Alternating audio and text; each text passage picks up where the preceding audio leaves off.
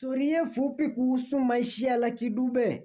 Raia wa Afrika Kusini alikatizwa mnamo Oktoba 18 mwaka 2007 alipopigwa risasi na wezi wa magari huko Rosetteville, kitongoji cha Johannesburg, Afrika Kusini, na alikuwa na umri wa miaka 43 wakati wa kifo chake.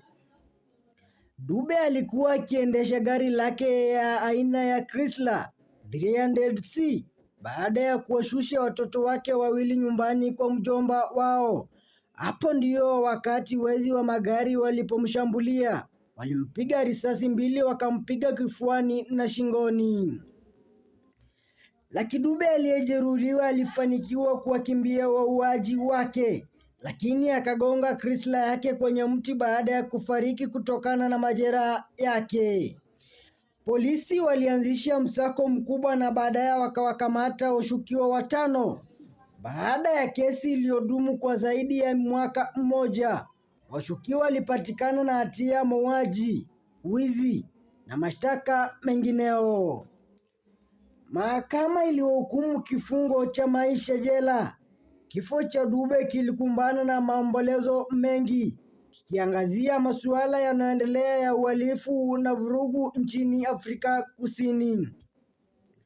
Urithi wake unaendelea kuwatia moyo na kuwashushia wasanii duniani kote, huku muziki wake ukiendelea kuwa maarufu kote Afrika na ulimwenguni.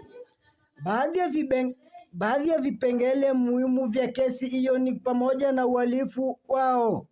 Walipotiwa kwenye gari aina ya Chrysler 300C la Dube na wakamtambua.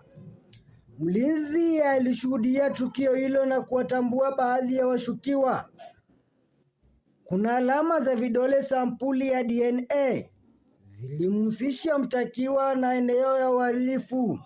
Kifo cha Dube kilikuwa hasara kubwa kwa tasnia ya muziki na mashabiki kote duniani. Hivyo ndivyo aliuawa msanii wa reggae Lucky Dube.